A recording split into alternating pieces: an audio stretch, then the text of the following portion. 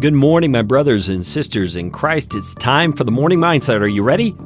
Are you ready to take control of your own mindset so that for the glory of God, you can live a life that brings honor to Him today? Are you ready for that? That's what this Morning Mindset is all about. It's 5 minutes. 5 minutes. I mean, come on, you can endure 5 minutes of some guy in your earbuds rambling for the sake of encouraging your own soul to live in a way that brings honor to the King of the universe. Can't you? Can't you do that? That's what this Morning Mindset is all about. And today we're looking at Colossians chapter 3, verse number 2. And if you want to read a verse that is about mindset, this is the verse.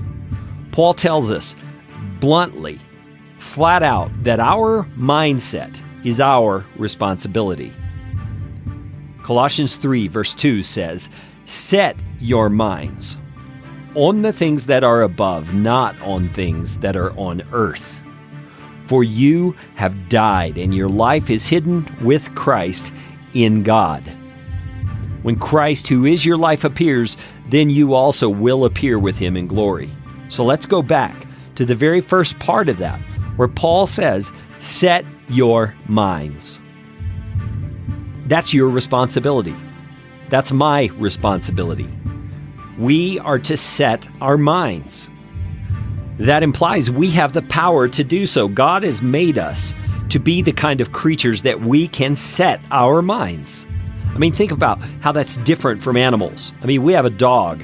He's very much a friendly guy. He is part of the family in many ways, and he's this lovable creature. But he behaves and he acts out of instinct. There's no indication that he chooses his mindset every day. But Paul's telling us here, set your mind. You have the power to set your mind. It can be a pessimistic, condemning, can't do it kind of a mindset. Or it can be a mindset that is exactly the opposite of that, where you are optimistic because you are trusting that what God says about your life and about His purposes in your life are true. You get to make that choice. And Paul's telling us here we are to set our minds on things that are above, not on things that are on earth. That's a big difference, isn't it? Because the things on earth are usually things that are somehow tainted or saturated with sin. Things that are impacted and affected by sin, or things that cause stress or produce anxiety.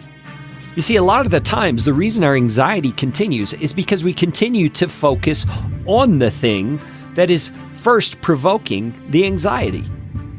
You see, we mull it over and we think about it more and more, and we think about those people in the past who have done us wrong, or the reason that we're in the sorry situation we're in, and we just mull it over again and again and again, and it begins to churn, and it stimulates more negative emotion, and it causes our mindset to spiral even further downward.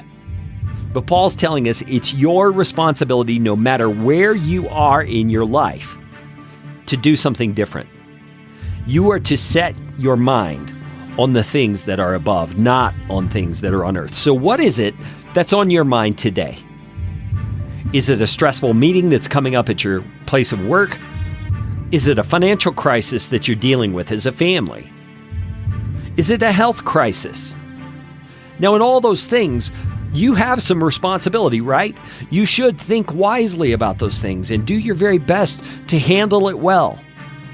But that is not what is to consume your thoughts. You are to set your mind on things above.